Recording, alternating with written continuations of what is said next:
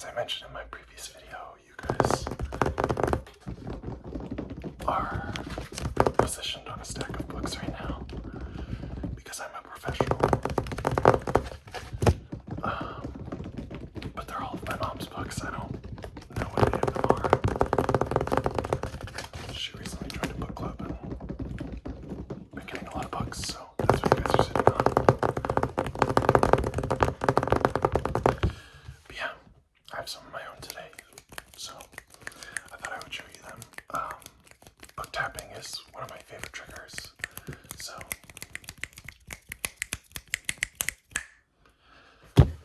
starting off with the first one, we have Thomas Hobbes' Leviathan.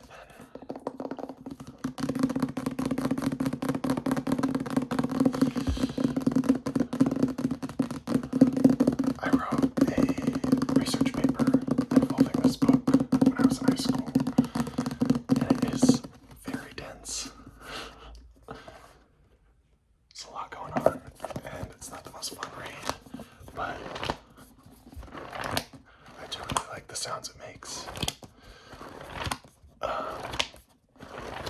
Yeah, I'm very interested in politics, and this is a huge sort of political philosophy book that was very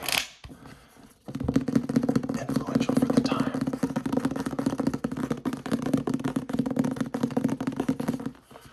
So I was sort of applying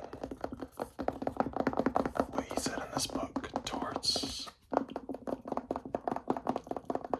current world problems and see how he would comment on them. It says, written during the turmoil of the English Civil War, Leviathan is an ambitious and highly original work of political philosophy, claiming that man's essential nature is competitive and selfish. Hobbes formulates the case for a powerful sovereign to enforce peace and the law, substituting security for the anarchic freedom he believed human beings would otherwise experience. So I remember at the time he put this out, it was very controversial, because a lot of the other philosophers of the time tried to argue the exact opposite, such as Aristotle. Is it sending you to sleep yet?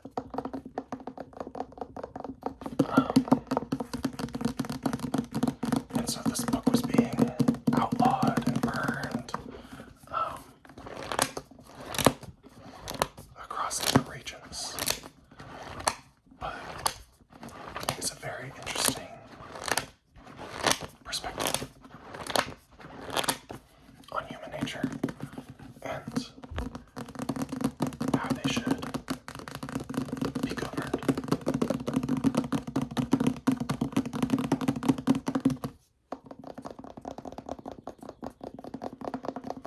One of my favorite ASMR artists, Patty ASMR, showed me the trigger of book massaging and gripping. I think that's really satisfying.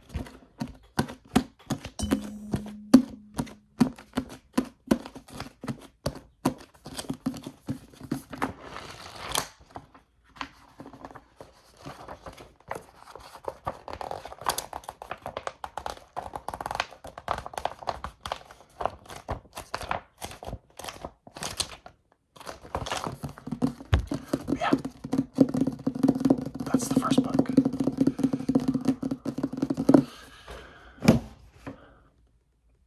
That might have been kind of loud. Sorry about that. The next book I have is called Brilliant Maps for Curious Minds.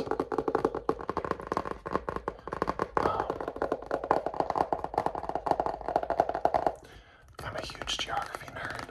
As you can sort of tell, a lot of the books that I read are more nonfiction, not a huge fantasy novel type of person. And so my main interests are towards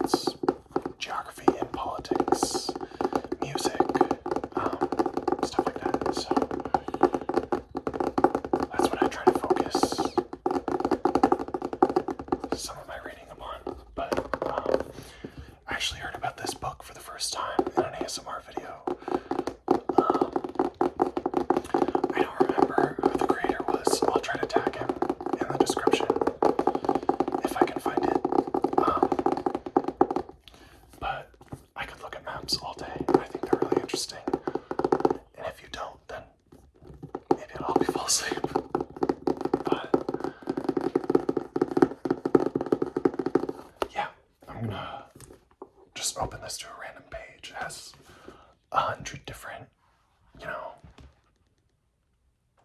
ways to see the world. That's the title of this, 100 New Ways to See the World, but 100 different maps. And I think it's really interesting how just a picture can tell a story and reveal things about the world. The one that I opened up to is the world in a mirror.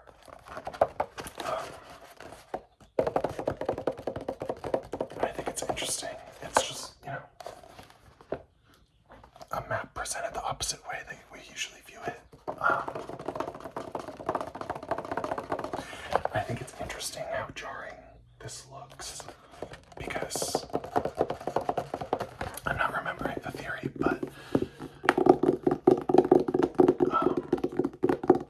there is a theory about the orientation of maps and of the world, and because if you think about it in space, there's not any orientation.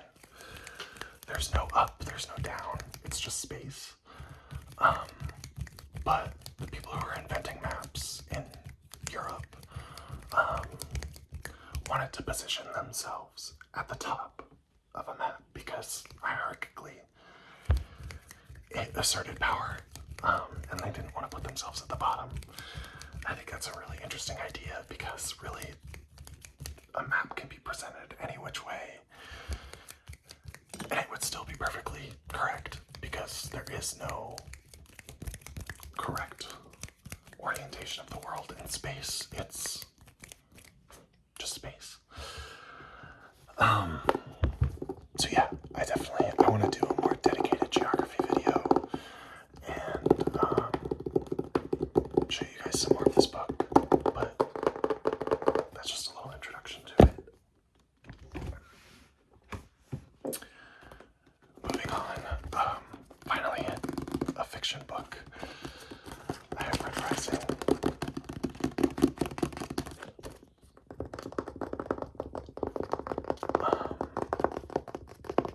This was actually recommended by Brittany Broski on her podcast, if any of you guys watch her.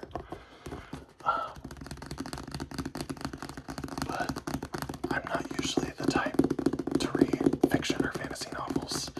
This is a very dystopian theme, based a lot on Greek and Roman mythology. That must be the author. I don't know what he looks like. It's probably it. And I really, really enjoyed this book. I sort of started reading it to try to get back into reading and ended up really enjoying it and found myself by the middle to end of the book, I just couldn't put it down. So I definitely highly recommend it. It is an entire series, and I bought the second book, but I didn't start it immediately after finishing this, and it requires a lot of context. There are a lot of different characters and names, and so I started the next book, and I'm a little bit confused. So I want to try to look online. Maybe there's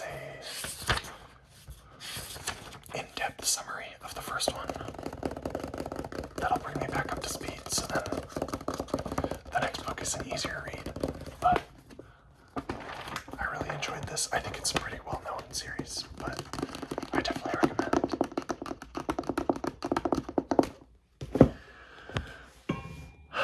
And then finally, I have one more book. I'm realizing three of these books are geography or politics themed. But these are just books I thought I could talk about and I thought make good noises.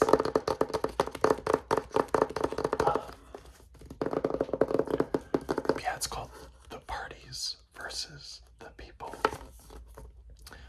How to Turn Republicans and Democrats into Americans. By Mickey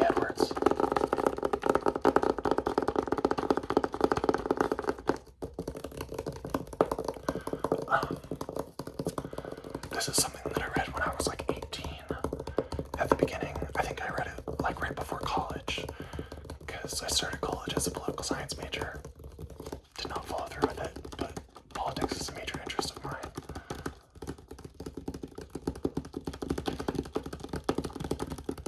And it's sort of, I believe he was a senator. Yes, he was a congressman for 16 years and a faculty member at Harvard and Princeton universities for the subsequent 16 years. But he's basically, I believe, he started his political career. I'm going to take the paper part off. He started his political career as a Republican and then increasingly became more independent. I think he was recognizing that he was being expected to think a certain way and vote a certain way and advocate a certain way.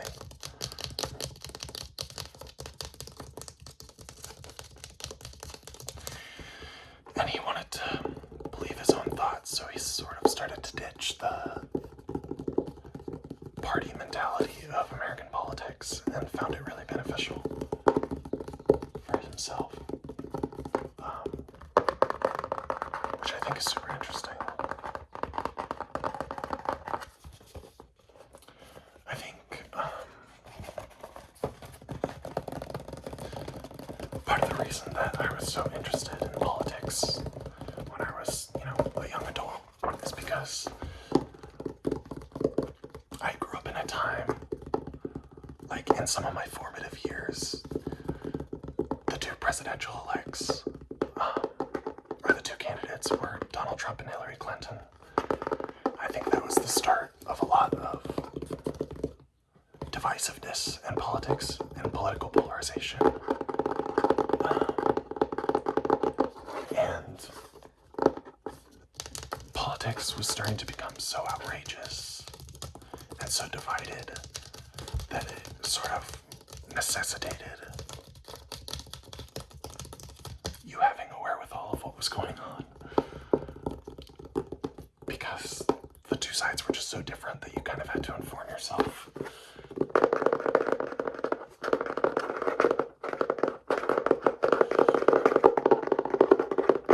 And so I feel like it was almost required to have some sort of knowledge as a functioning person in society about politics, and that drove a lot of my interest in it when I was young.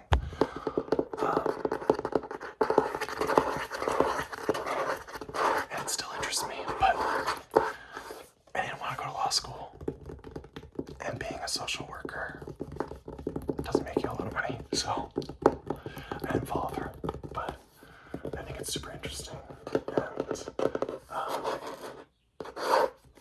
This sort of idea, the parties versus the people, of how the political parties are sort of getting in the way of individuality and people having their own opinions,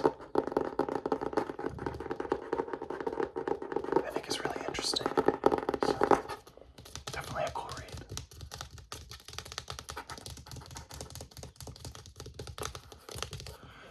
But yeah. Anyways.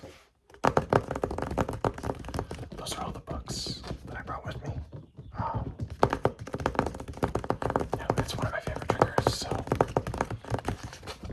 that's sort of why I wanted to make it one of my first videos. But I also mentioned in my previous video that I wanted to provide media, or more specifically, like music recommendations each week. And all day I've been streaming this song called Mangosteen.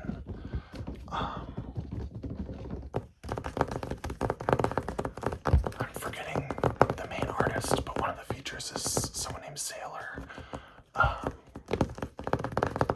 Who's a really cool upcoming R&B artist.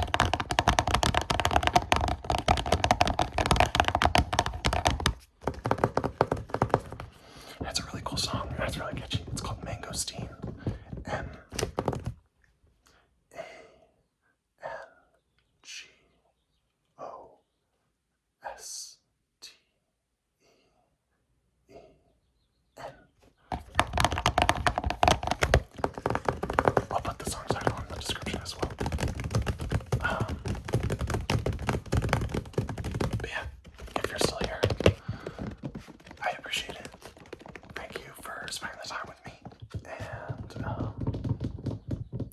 new video soon, hopefully. So I will see you